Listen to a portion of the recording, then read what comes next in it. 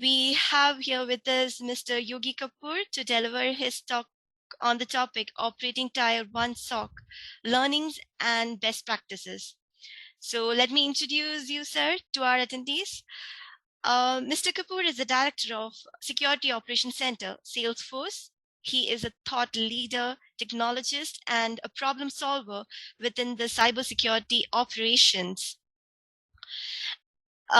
technology integration, and DevOps space.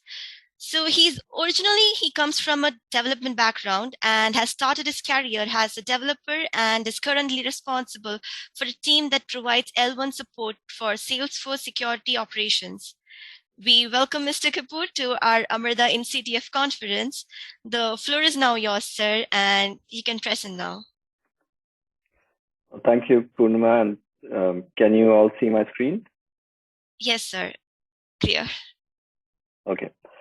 Yeah, and thanks and good morning, everyone. Thank you for joining on a Sunday morning. I really appreciate that. I know it's not the best time, for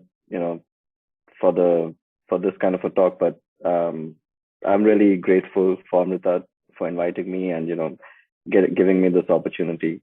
So without much further ado, I'll jump right into it. So I just wanted to give you a quick introduction about myself. And the agenda is basically going to flow, what I do currently. And then I divided my talk into two portions. One is, to focus more on the employee, and the other, I know there's a bunch of students out here, so to focus more on the employee as well. And then I just also wanted to quickly touch upon something which has impacted all our lives recently, which is COVID-19. So just kind of have that in there as well. So my introduction, I thought I would make it short and sweet, but it might, I've got 24 years of experience in technology space, so it was tough to kind of put everything on one slide. But essentially, the way I split my career is I'm a telecommunications engineer, but most of my experience has been, when I started my career, I was mostly in development, then moved to infrastructure engineering. Then I explored the DevOps space, and the past 4 or 5 years has been in the security space. I have 20 years. I've worked in US for nearly 20 years, and last 4 years I've been in India. So what I'm doing right now is I'm running like Purnima made the introduction, like I'm running the L1 T1 24/7 security operations center out of Hyderabad, India. And I also manage a team of automation team which develops tools for security. One thing in Salesforce which we really emphasize on is values, and by values I mean values which you use to make decisions in your day-to-day professional life.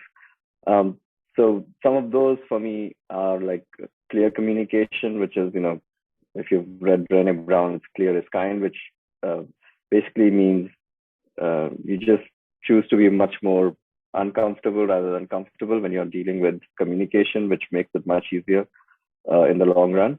The second is integrity, like keeping your word. And the third is continuous improvement, which in my experience really provides a competitive edge if you use it in a professional workspace environment. So these values are what I generally use when I'm stuck at something or when I have to make decisions. And it's one thing which the company which I work for, Salesforce, highly emphasizes that everyone should have set of values which they use to drive the professional life. So that's my brief introduction. Now let's just get into the talk.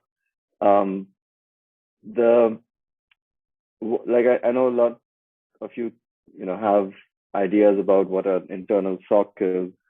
I also had a lot of ideas before I actually took over the team. I wasn't sure what was in store for me.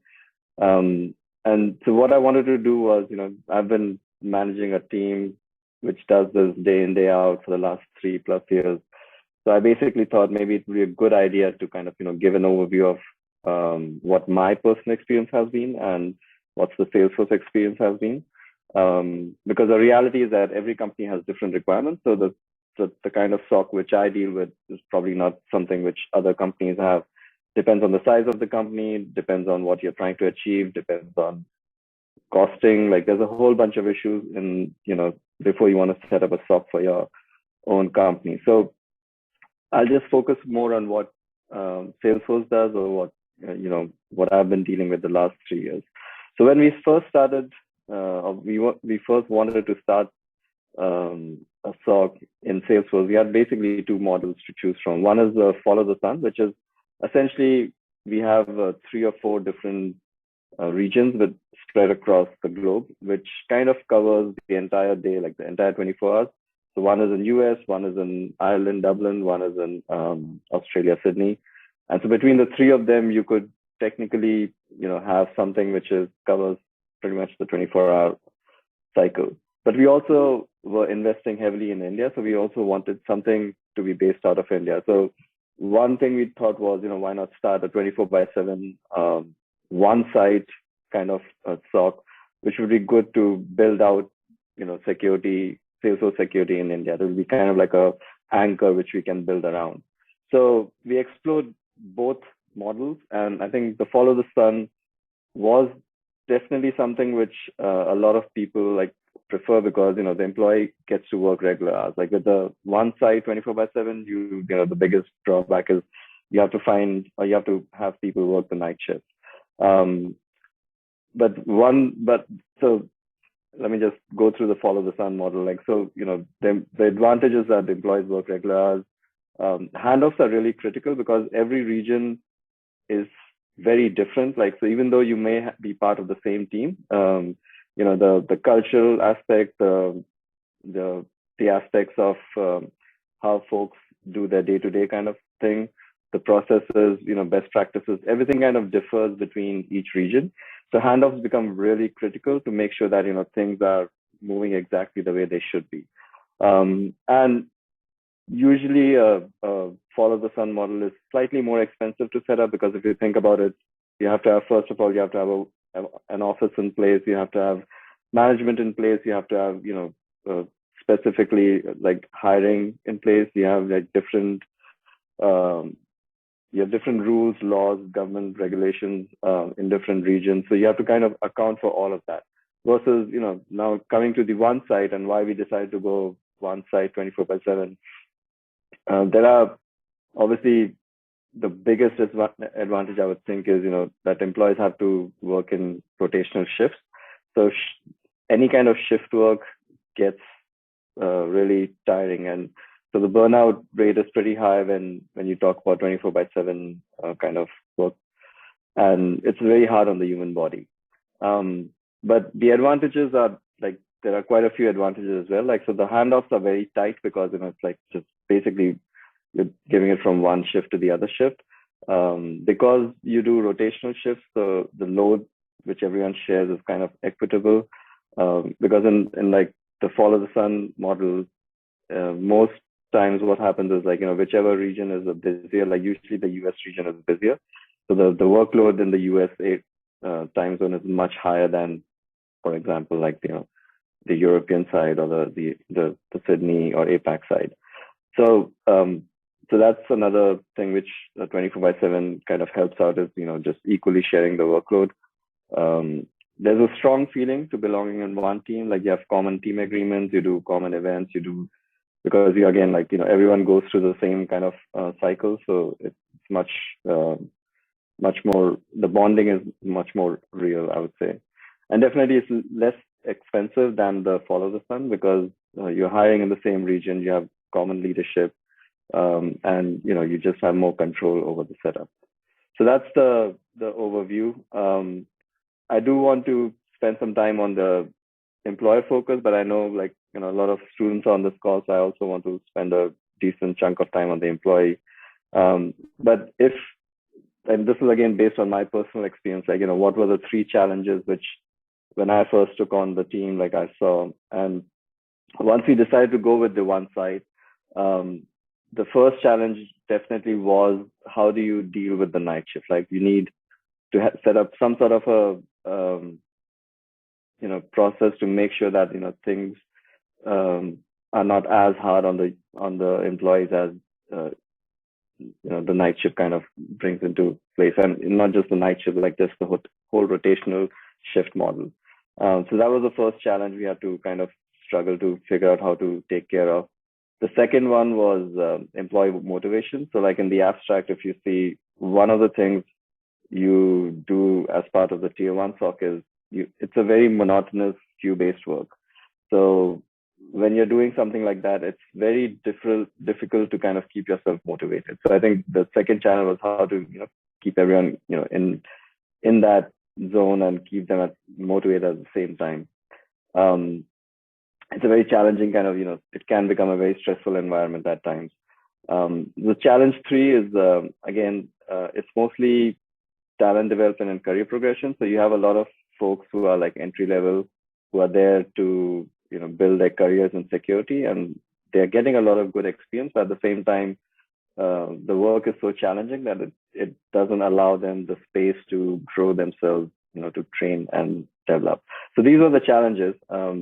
And what we like when I started working with the teams, collectively we came up with a lot of different solutions to help mitigate some of these challenges, which is what I'm going to focus on in the next slide. So the first one was the night shift. Like I said, the night shift flat rotational shift. Like how do we help our employees deal better with that? So what we do is, like in Salesforce, is like we do 1 month rotational shifts. We don't like it's, even though folks are maybe in the APAC shift, which is more like India friendly, or EMEA, which is European, which is also kind of India friendly.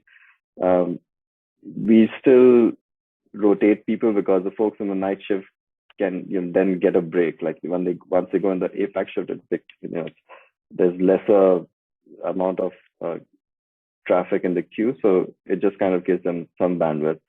We don't see that anymore because I think now as things are growing globally, those differences are becoming less and less prominent. But when we first started, we could really see a big difference over there.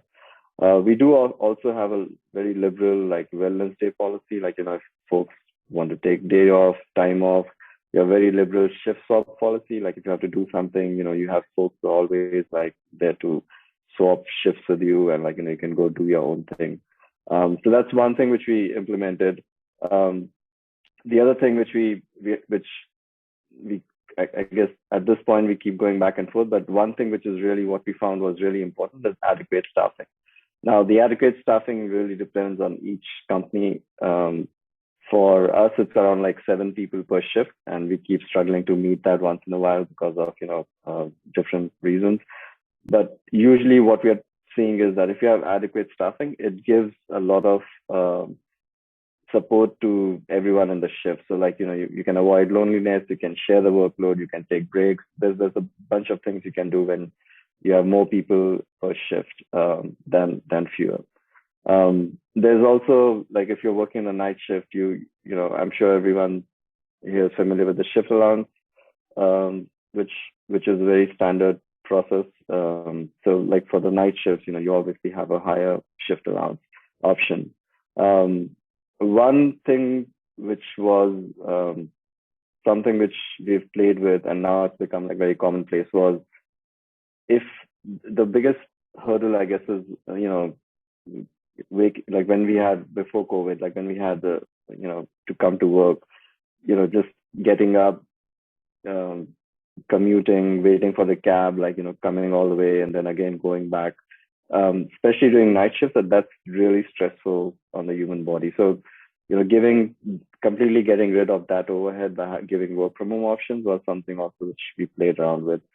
And then we also played around with the bench time for development and personal growth. So again, the idea is that if you have adequate staffing, you can have these kind of things where one person can step out of the queue completely for a week and just focus on, if they want to complete a training, they want to do some project or anything of that sort. So these are some of the things which we implemented.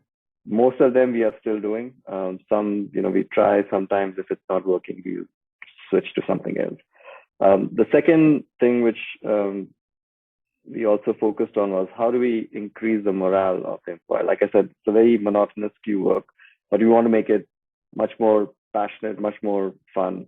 So one thing which we really early on realized was uh, we want to give, it's a self-determination theory. Like you want to give your employees the option to work on what they feel like to work on something which they feel they are good at, or they feel they want to learn. They feel they are contributing to a larger whole, like not just doing something which, like day in, day out, just handling cases, but something which ties to a bigger role in increasing the security posture, of the company they're working for. So we came up with a very interesting method of using the agile framework to not just remove the blockers, but also give opportunities for employees to work on projects and long-term projects and projects that tie into a larger, bigger project. So what that did was it actually gave a lot of control to the employees on what they need to work on. So we have like this 80-20 rule where 80% of the time they work on what the day job is, and 20% of the time they can actually go and do things which they like. So this whole agile framework, which is generally used by development teams, was really, really useful for us to give that self-determination to our employees and make it much more interesting. I mean, now like people actually, volunteer to do things when we do our retros, and when we do, when we go through our backlog on things which we have to get done. And they're like really keen on working on these kind of projects.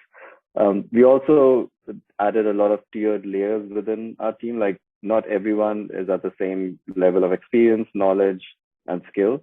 So what we decided was, we'll have different kind of tiers within the role, because it says tier 1 SOC, but within tier 1 SOC also we have like multiple roles and responsibilities, so that we have shift leads, we have like folks who like to do malware analysis, we have folks which like to do programming. So like all those things which folks are interested in, we make different kind of subcommittees, which also I mentioned later. The option for work, remote work, is something like I mentioned in the previous slide also, is something very good to give to your employees. Like again, this was a moot point now because of COVID, but at that point it was like really useful for us. We do a lot of peer rewards, employees rewarding each other, being appreciative, showing gratitude. And to do that, we invested in some tools like KarmaBot. So if you guys look up KarmaBot, that's a really good tool to give instant kind of appraisal or instant recognition to your peers. The subcommittees I mentioned earlier is also something, people, depending on what their interest was, we created like tiny subcommittees within the team. So if you're interested in like, say, for example, doing engineering kind of work, like in development, so you have like a subcommittee, folks who are interested, they can form that, and any blockers that come out of our retros, they go and work on those things. Salesforce also has a very good sponsorship policy for trainings and certifications. So like SANS and everything, we do give that option to a lot of folks. And I'd proudly say that a lot of, in fact, nearly all members of my team have done something or the other when it comes to keeping themselves updated and having SANS and other certifications. We do a lot of high impact teaming exercises, which basically mean that, to increase the bond between the team, we do a lot of fun stuff. At the same time, we do some serious stuff like life mapping, where teammates get to know each other. And this is becoming increasingly more important during a virtual kind of environment, which we're all working in. And just to keep everyone on their toes and keep everyone motivated, like in the previous speaker mentioned, Beto, there's this whole, the whole point of security is, a lot of folks are generally gravitate towards the red teaming exercises, towards pen testing. So what we do is the opposite. We are the blue team, so we always defensive. But to give that flavor, like once in a while, we do a lot of CTS, we do hackathons, we do tabletop exercises, just to keep folks engaged. So that's the second challenge, and ways to counter the second challenge.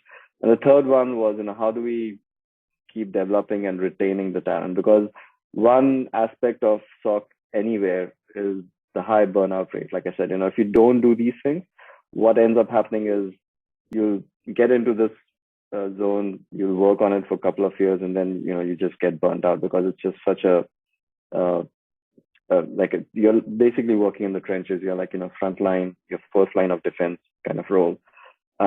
And so what ends up happening is, and by doing the things which I've mentioned here, is you are giving the employees not just the role, which is very important to keep them motivated, but also not stopping their career growth, not giving them opportunities to continue moving into a much more secure and a more wholesome career within security. So one way to do that was, what we said was, we'll do very transparent performance evaluation. So like everyone knows where they stand, what they have to do. We have a lot of options of progression within the company. So depending on what your interest is, depending on your skill set, some folks want to move to tier 2, which is more like, deeper analysis of an incident, detection, which is writing threat detections, threat hunting, product security, even red teaming. A lot of places where, as one, I guess, lucky advantage as in Salesforce is that it's a big company. So we have all these functions within the company. But so there's a lot of, we work with something, we have something called an IDP, or individual development plan, for each employee. So all the managers work with the employees to give them direction, and the employee also kind of owns the IDP, and whichever area of security they're interested in, they go into that. I'm actually very proud to say that we have actually moved nearly 8 or 9 people in different areas within the company who had joined my team, and even those who haven't left my team, the attrition rate is very low for Salesforce. Like we have folks who are doing SOC nearly 4+ years now in this team, and it's remarkable because they, like I said, the burnout rate is supposed to be 2 years, but we have people like 4, even reaching 5 years now. And one way to do that is developing leaders and managers from within the team. So without staying in the same role, we have folks who are doing shift lead role. We have currently 2 managers who came out from the team within itself. And there's a lot of leadership potential. Like this kind of role, gives you a bunch of folks who are very good at thinking on their feet. So you just have a great resource here, like from an employer point of view, to build out careers in that direction as well. So having said that, I also wanted to spend some time on what the employee focus is like. So as an employee of, when you're doing this work, and you're also, getting trained into this kind of work, how do you do all the things which I mentioned in the previous slide? How do you grow your career? How do you take advantage of things which a SOC can offer? Because traditionally, everyone thinks that joining a SOC would, it's not the ideal situation. Like everyone wants to really, when you graduate, you want to get into more of the cool stuff, like the red teaming, the pen testing, and all that. But this is an alternate view, which I think, which I've learned or seen through my experiences. Joining the SOC team really gives you a different kind of experience, but it's much more holistic. So let me put that in a different framework. So it gives you, like, when you are doing what you're doing, like when you're handling the cases which are coming in, when you are looking at the alerts which come in, when you're looking at different detections, you're dealing with a lot of teams. Like you're dealing with security communications, you're dealing with internal customers, you're dealing with external customers. You are handling things which are like, just phishing attempts to like really, full brain, like Log4j, vulnerabilities, incidents. You're kind of exposed to a much wider range than anyone else in the security realm. And so that gives you a very good idea of how security overall is structured, like, risk management, threat TVMs, like all teams you have to deal with. Like you have to even deal with like enterprise security, you have to deal with like, tech support, like it's just all over the place. So it just gives you this, really wide 360 view of everything that's out there. It gives you an opportunity to, like, for companies which do purple teaming, which is kind of like, the red team, blue team come together to do like a joint exercise. SOCs are generally, like they're generally part of these kind of exercises. So it gives you, again, kind of like an exposure on the other side, like the red teaming side of things, on how things actually work over there. I personally see Tier 1 SOC as a security boot camp for the reasons I mentioned earlier. Like it really gives you a very strong security foundation. And apart from just giving you the general foundation, it also specializes you in detection response life cycle. So not just response, but also the detection part, because you are so closely entrenched with the detection part of the whole journey that it gives you like good specialization skills in that area. Because of all the different, I guess the breadth of the work you're doing, you have a lot of transferable skills. So like I mentioned in my previous slide that there were, nearly 8 to 9 folks who moved to different areas of security. And that's because of that. Like, once you're doing everything, you generally kind of identify early on what your personal interest is. So like some people gravitate towards product security, some people want to do digital forensics, so once you isolate what you're really good at, you can kind of put that in your individual development plan. And then with the right training, the right guidance, you can actually move into other areas of security. So the transferable skill is like, just, it's there for your taking essentially at that point. Another aspect or advantage of joining SOC is, like I mentioned, the networking aspect. You're dealing with so many teams, so many different, individuals, so many different areas within security and outside of security. Like it's kind of remarkable how many people you touch upon on a single day just by doing the kind of work which you do. So networking aspect is really important. One, I guess I wouldn't say this is a disadvantage, but one thing with this role really stresses on is the breadth of work you do, not the depth. Like you don't get much of an opportunity to deep dive into things, but you're doing a lot of things, right? Like, so the breadth of things is something which really is important, but the depth comes in later. Once you've decided what you really want to focus on, that's when you can really step back and do the depth. But initially, I think the breadth is, especially when you're graduating or when you've just graduated and you're starting something new, the breadth is what is really helpful initially to give you that kind of full holistic view.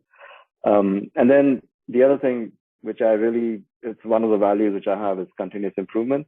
What I've really realized is that being part of a SOC kind of just drills that continuous improvement mindset in you just by default, because you're dealing with similar things day in, day out, and you're always thinking of how to make this better, how to make my life better, how to make something more automated, how to make it's just a non-stop process of like just getting better at what you're doing. So this continuous improvement mindset is just kind of like a byproduct of just being part of this kind of team.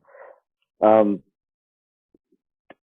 just coming to an end here, I also thought I'll just mention how the COVID-19 pandemic has really made a difference in how we work, because before it was very different, now it's very different, but there's good and bad. So, obviously the bad I wanted to just kind of highlight first is that obviously the health and safety concerns, right? Like that was the biggest impact everyone had of COVID. We used to have once a month team events, which were really great for the team to come together, kind of let off some steam and like talk about different stuff, which we've replaced with virtual sessions now, which is, I guess, good, but nothing can, replace what we used to do. We don't have any on-site speaker series anymore. We used to invite a lot of null-made, speakers, have on-site. It was a great way to kind of, again, do networking and meet different people in the industry, which is not working anymore. It was more like conferences like what I'm doing right now, like, having speaking conferences virtually. Unfortunately, we have to also now onboard employees virtually, which it's working great again, but there's a difference. You're seeing, you do see a difference on how you approach when someone, especially when you are the person who's joining a new team. From your perspective, it becomes very good if you're actually meeting people in person initially. We do a lot of things to kind of remove those kind of limitations, but still it's all virtual. So I try my best to, to see if I can meet people, even if they're in a different city, uh, so that they can at least see and, talk to someone non-virtual. So the in-person collaboration is something which we miss out. And then obviously the earlier when we had pre-COVID, we did have travel opportunities where people used to, you know, we had folks traveling overseas, we had folks traveling within the city.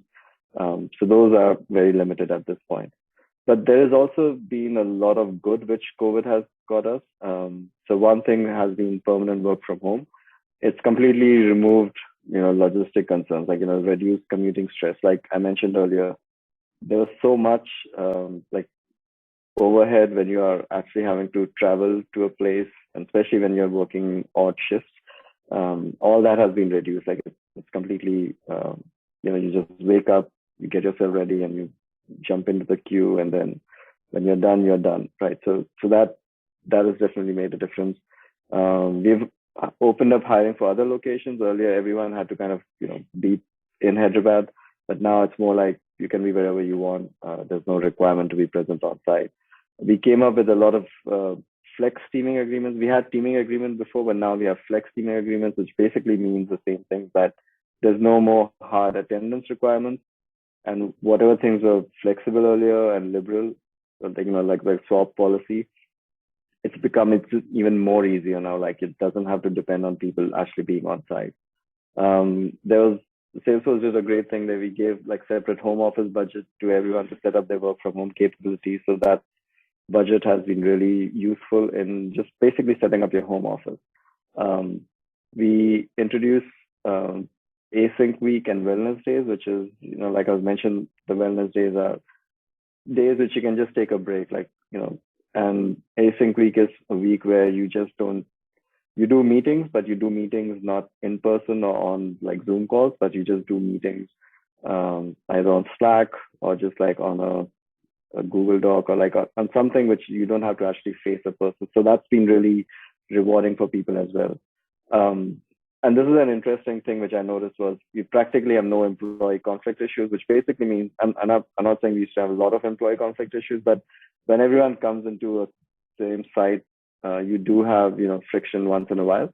But one thing which I've noticed recently in the last couple of years is that since we've gone work from home completely, there's practically been no one complaining about each other. Like everyone, the bonding actually has become stronger, which is very surprising to as a find out.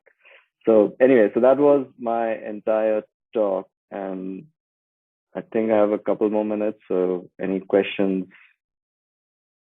I'm more than happy to take that.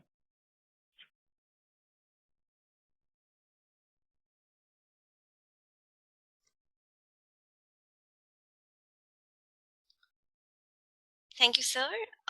So our attendees, if you have any questions, please do post them in the question and answer session and in our chat. And I'm sure our speaker will be addressing you with it.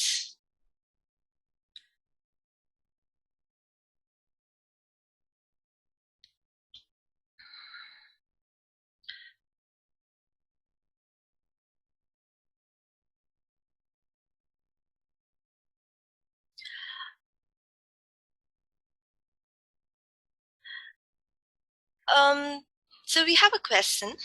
So when you are actually taking a SOC analyst, maybe a fresher, a graduate student or undergraduate student who just passed out into the SOC field, so what would you be looking in particular, like, or what are the skill sets that you would be looking into much particular? Yeah, that's a good question. So you generally, you have to have some background in security, but from an individual perspective, I think what we really look for is someone who has a very strong common sense approach to things. and who can think really quick on their feet. So it's basically everything can be trained, but when someone comes with these kind of skill sets, that kind of sets them apart. Like if you're approaching something one way, it's not working, and you pivot, you do something else, and doing that in real time is really valuable for this kind of role. So that's what we usually look for.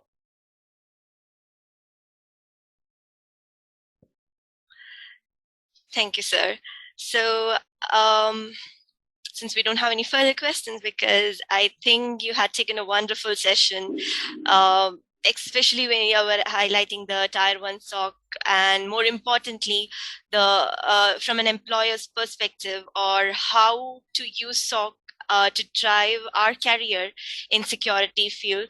So I'm really, really sure this was an insightful session for attendees, and especially to me. So thank you so much, sir. Thank you so much for taking such a wonderful session and being with us here, and for accepting our invitation and participating in our Amrita InCTF conference. So, and once again, thank you so much, sir. Thank you. All right. Bye. Bye, sir.